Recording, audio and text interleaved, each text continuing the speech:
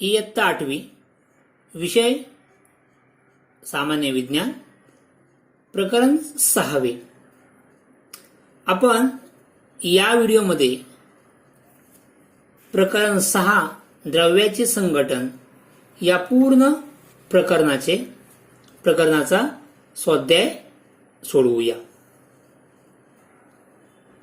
आपण चॅनलवरती नवीन असाल किंवा चॅनलला सबस्क्राईब केलं नसेल तर चॅनल सबस्क्राईब करा, लाईक करा, शेअर करा. स्वाध्याय प्रश्न पहिला. योग्य पर्याय निवडून खालील विधाने पुन्हा लिहा. त्यातला अ. स्नायूच्या कणांमध्ये आंतररेणुकीय बल टिंबटिंब असते. हे आपण पाहिलंय. स्नायूच्या कणांमध्ये आंतररेणुकीय बल काय असते? जास्तीत जास्त असते.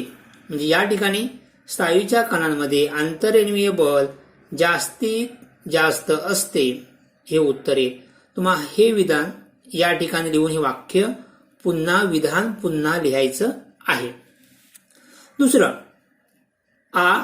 स्नायूंवर बाह्य दाब दिल्यावर सुद्धा त्यांचे आकारमान कायम राहते. या गुणधर्माला आकार्यता, असंपीडता, प्रवाहिता, स्थितिस्थापकता. त्याला काय म्हणतात? स्थितिस्थापकता. ई. द्रव्यांचे वर्गीकरण मिश्रण, संयुग, मूलद्रव्य ह्या प्रकारांमध्ये करताना टिंबटिंब हा निकष लावला जातो. टिंबटिंब हा निकष लावला जातो. द्रव्यांच्या अवस्था, द्रव्याच्या प्रावस्था, द्रव्याचे रासायनिक संघटन व यापैकी सर्व. तर योग्य पर्याय आहे द्रव्याचे रासायनिक संघटन. दुसरा आहे. 2 किंवा अधिक घटक पदार्थ असणाऱ्या द्रव्याला टिंबटिंब म्हणतात. 2 किंवा अधिक घटक पदार्थ असणाऱ्या द्रव्याला काय म्हणतात? मिश्रण, संयुग, मूलद्रव्य, धातू सदृश्य. तर या 4 पर्यायापैकी योग्य पर्याय आहे मिश्रण. दूध हे द्रव्याच्या टिंबटिंब ह्या प्रकाराचे उदाहरण आहे. द्रावण, समांगी मिश्रण, विषमांगी मिश्रण, निलंबन. तर यापैकी दूध हे द्रव्याच्या विषमांगी मिश्रण ह्या प्रकारचे उदाहरण आहे. पाणी, पारा, ब्रोमीन यांच्यामध्ये साधर्म्य आहे कारण तीनही पाणी, पारा, ब्रोमीन यांच्यामध्ये साधर्म्य आहे कारण तीनही पदार्थ, द्रव पदार्थ, संयुगे, अधातू, मूलद्रव्य.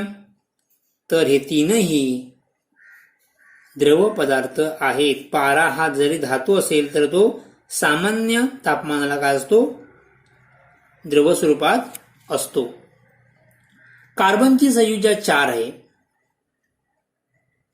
ऑक्सिजनची संयुजा 2 आहे. यावरून समजते की कार्बन डायऑक्साईड ह्या संयुगात कार्बन अणू व 1 ऑक्सिजन अणू यांच्यात टिंबटिंब रासायनिक बंध आहेत. तर किती? 1, 2, 3, 4 2 रासायनिक बंध आहेत. किती? 2 रासायनिक बंध. प्रश्न दुसरा. गटात न बसणारे पद ओळखून स्पष्टीकरण द्या. 4 पर्याय आहेत. त्यापैकी गटात न बसणारा आपल्याला पद ओळखायचं आहे. सोने, चांदी, तांबे, पितळ. सोने धातू, चांदी धातू, तांबे धातू. तर पितळ हे संमिश्र आहे. म्हणजे गटात न बसणारा कुठला पद आहे? तर पितळ. कारण का सोने, चांदी, तांबे हे धातू आहेत आणि पितळ हे संमिश्र आहे. स्पष्टीकरण काय येईल? सोने, चांदे, तांबे हे धातू आहेत. दुसरं. हायड्रोजन पेरॉक्साईड, कार्बन डायऑक्साईड, पाण्याची वाफ. हायड्रोजन डायऑक्साईड हे संयुग आहे, कार्बन डायऑक्साईड संयुग, पाण्याची वाफ संयुग, म्हणजे उरलेला कोणता आहे हायड्रोजन. हायड्रोजन काय मूलद्रव्य आहे, हायड्रोजन मूलद्रव्य आहे आणि इतर सर्व काय आहेत संयुगे आहेत. हायड्रोजन पेरॉक्साईड, कार्बन डायऑक्साईड, पाण्याची वाफ हे काय संयुगे आहेत. तिसरं दूध, लिंबूरस, कार्बन, पोलाद. दूध, लिंबूरस, कार्बन, दूध, लिंबूरस, कार्बन हा कार्बन मूलद्रव्य आहे. बाकी दूध, लिंबूरस, पोलाद हे काय मिश्रणे आहेत. म्हणजेच काय याच्यातला गटात न बसणारा शब्द कोणता आहे कार्बन. कारण का दूध, लिंबूरस, पोलाद हे मिश्रणे आहेत आणि कार्बन काय मूलद्रव्य आहे. पाणी, पारा, ब्रोमीन, पेट्रोल. पाणी, पारा, ब्रोमीन, पेट्रोल. आता हे सर्व द्रवरूप आहेत, परंतु या चारही द्रव पदार्थामधून पेट्रोल हा गटात न बसणारा शब्द आहे. कारण का इतर सर्व हा सेंद्रिय आहे आणि हे इतर सर्व असेंद्रिय संयुगे आहे. हा सेंद्रिय संयुग आणि हा असेंद्रिय संयुग आहेत. साखर, मीठ. साखर, मीठ, खाण्याचा सोडा, मोरचूद. साखर, मीठ, खाण्याचा सोडा, मोरचूद. मीठ, खाण्याचा सोडा, मोरचूद हे सर्व असेंद्रिय घटक आहेत आणि हा साखर काय सेंद्रिय घटक आहे. कारण साखरमध्ये कार्बन आहे. जसा पेट्रोलमध्ये कार्बन आहे तसा साखरमध्ये कार्बन आहे. तर साखर हा गटात न बसणारा शब्द आहे. मीठ, खाण्याचा सोडा, मोरचूद हे असेंद्रिय घटक संयुगे आहेत. तर हा साखर हे सेंद्रिय संयुग आहे. Hydrogen, sodium, potassium, carbon. Hydrogen, sodium, potassium, carbon या ठिकाणी हे सर्व मूलद्रव्य आहेत. तरी सुद्धा यामध्ये काहीतरी वेगळेपण असेल. हायड्रोजनची संयुजा 1 आहे, सोडियमची संयुजा पण 1 आहे, पोटॅशियमची संयुजा 1 आहे, पण कार्बनची संयुजा किती आहे 4 आहे. म्हणजे गटात न बसणारा शब्द पर्याय कोणता आहे कार्बन. कारण का हायड्रोजन, सोडियम, पोटॅशियम यांची संयुजा 1 आहे. प्रश्न तिसरा, खालील प्रश्नांची उत्तरे लिहा. वनस्पती सूर्यप्रकाशात क्लोरोफिलच्या मदतीने कार्बन डायऑक्साईड व पाणी यांच्यापासून ग्लुकोज तयार करतात. ऑक्सिजन बाहेर टाकतात. या प्रक्रियेत 4 संयुगे कोणती ते ओळखून त्यांचे प्रकार लिहा. तुम्ही संयुगे या प्रश्नामध्येच उत्तर आहे. क्लोरोफिल, कार्बन डायऑक्साईड, पाणी, ग्लुकोज हे काय आहेत संयुगे आहेत. तर यामध्ये संयुगाचे प्रकार, मग वरील 4 संयुगे कोणते, संयुग कोणते येतील बघा. कार्बन डायऑक्साईड एक झालं संयुगे, पाणी,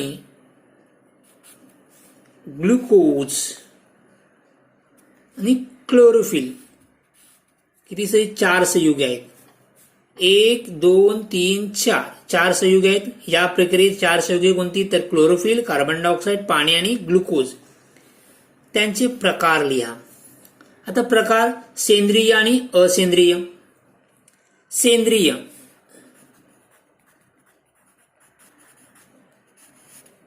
सेंद्रिय संयुगे. सेंद्रिय संयुगे म्हणजे त्यामध्ये काय असतो कार्बन असतो. म्हणजे या ठिकाणी कोणतं येईल सेंद्रिय संयुग ग्लुकोज. सेंद्रिय संयुग कोणतं आहे ग्लुकोज. असेंद्रिय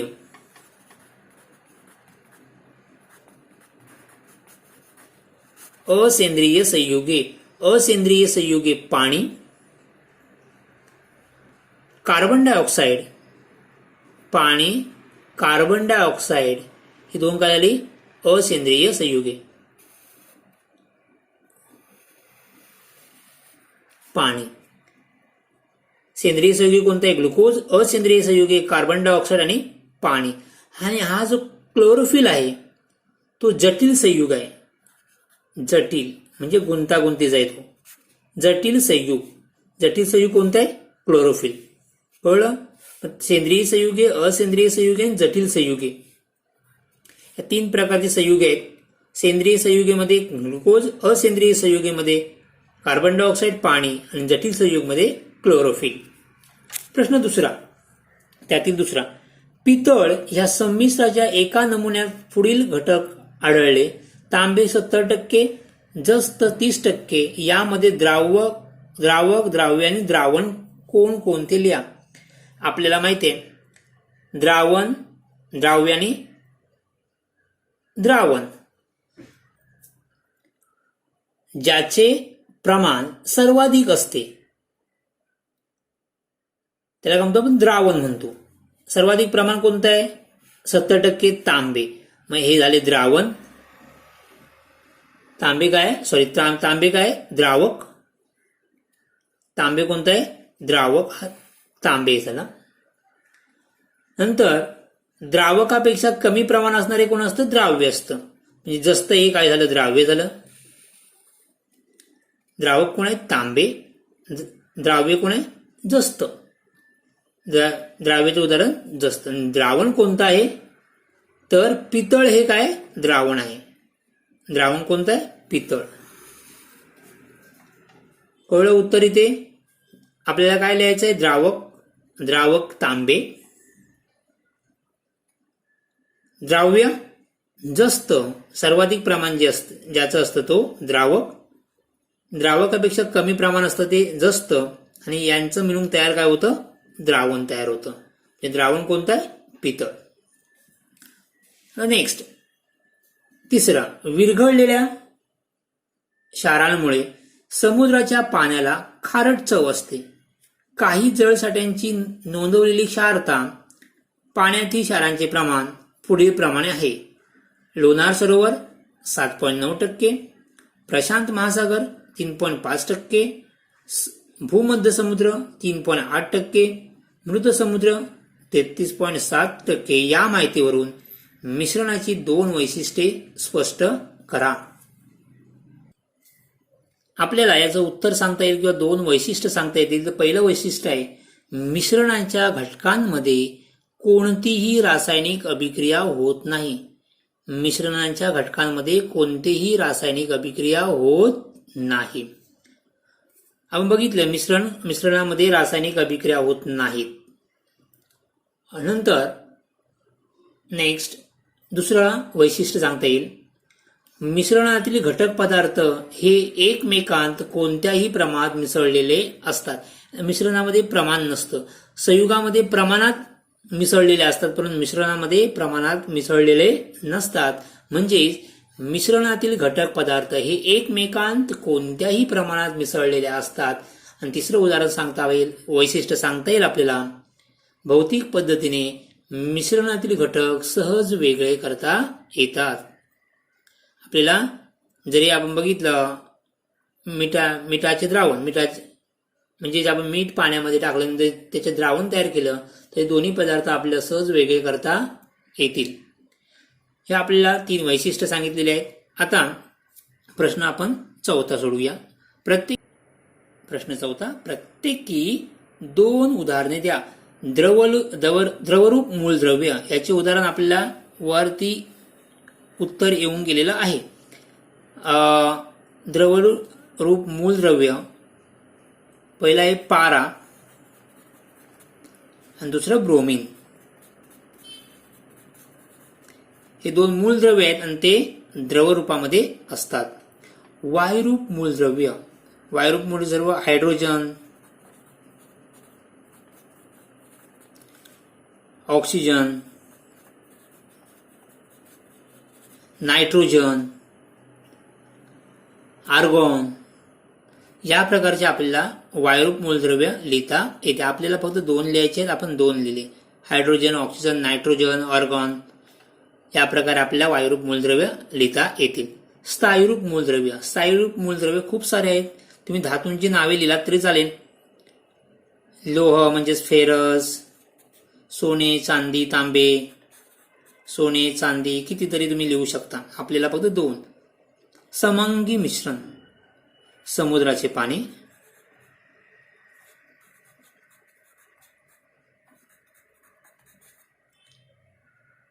पाण्यात विरघळलेला मोरचूद. किंवा पाण्यात विरघळलेलं मीठ, पाण्यात विरघळलेला मीठ किंवा पाण्यात विरघळलेला मोरचूत. कलील एक उदाहरण आपल्या पुस्तकात आलेले आहे. दूध हे कळील आहे किंवा रक्त. आपले दोन लिहायचे आहेत. दूध आपल्या पुस्तकात उदाहरण आलेलं होतं कलील. सेंद्रिय संयुग ग्लुकोज, युरिया,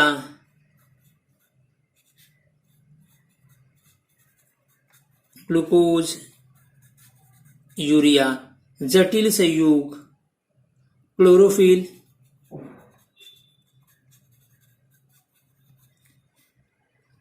हिमोग्लोबिन. हा सुद्धा रक्तातील घटक आहे. हिमोग्लोबिन रक्तातील घटक. क्लोरोफिल वनस्पतीमध्ये असतात. प्रकाश संश्लेषण क्रियेमध्ये हा महत्वाचा घटक आहे. असेंद्रिय संयुग सोडा, गंज, चुनखडी. धातू सदृश्य सिलिकॉन, आर्सेनिक. सिलिकॉन,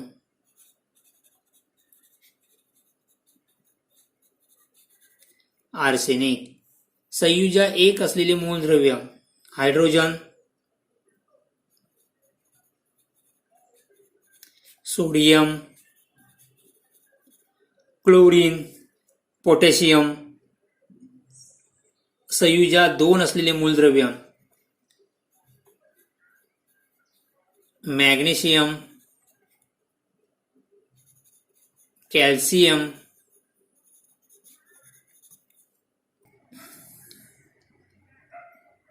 नेक्स्ट प्रश्न 5.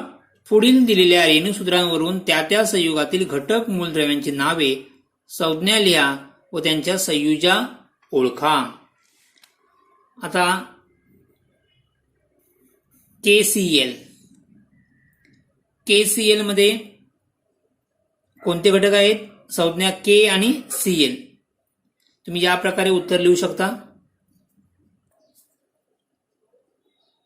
रेणुसूत्र, घटक मूलद्रव्य, संज्ञा, संयुजा. पहिलं घटक रेणुसूत्र आहे KCl. यामध्ये घटक मूलद्रव्य कोणते आहेत? KCl. या प्रकारे आपण पुस्तकात काही प्रश्न सोडवलेले होते. KCl. सॉरी, या ठिकाणी येईल पोटॅशियम. K म्हणजे पोटॅशियम, Cl म्हणजे क्लोरीन.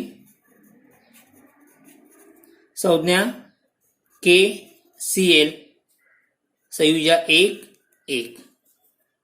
HBr त्याचप्रमाणे हायड्रोजन आणि ब्रोमीन. हायड्रोजन, ब्रोमीन, संयुजा 1 1. ते मॅग्नेशियम आणि या ठिकाणी कोणतं आहे? मॅग्नेशियम आणि ब्रोमीन आहे. Magnesium, bromine. आता संयुजा या ठिकाणी बघा, संयुजा कशी पुन्हा फाईन करतात.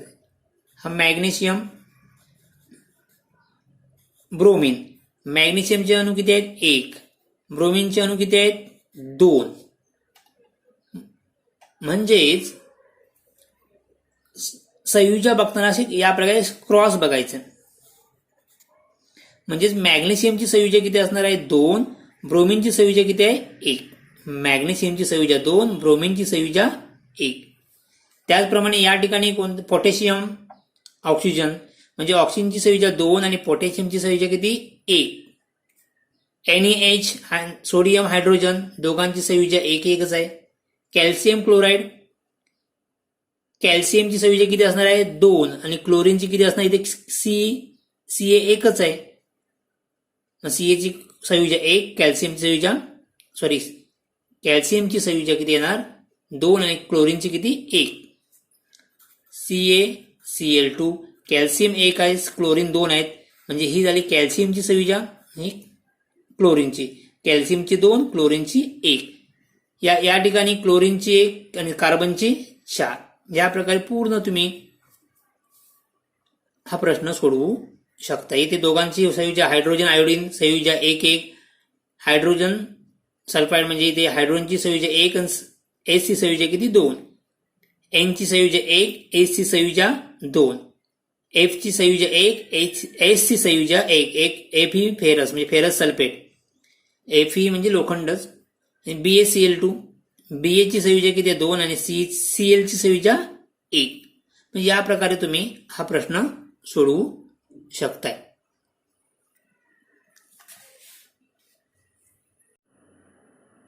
प्रश्न 6. काही द्रव्यांचे रासायनिक संघटन पुढील तक्त्यात दिले आहे. त्यावरून त्या द्रव्यांचा मुख्य प्रकार ठरवा. समुद्राचे पाणी H2O, NaCl, MgCl2 म्हणजे पाणी, मीठ, क्षार असतात. MgCl2 मॅग्नेशियम क्लोराईड हे क्षार आहेत. तर द्रव्याचा मुख्य प्रकार काय? मिश्रण. हे मिश्रण आहे. समुद्राचे पाणी काय? मिश्रणाचे एक उदाहरण आहे. ऊर्ध्वपातीत पाणी म्हणजे H2O हे काय? संयुगच आहे.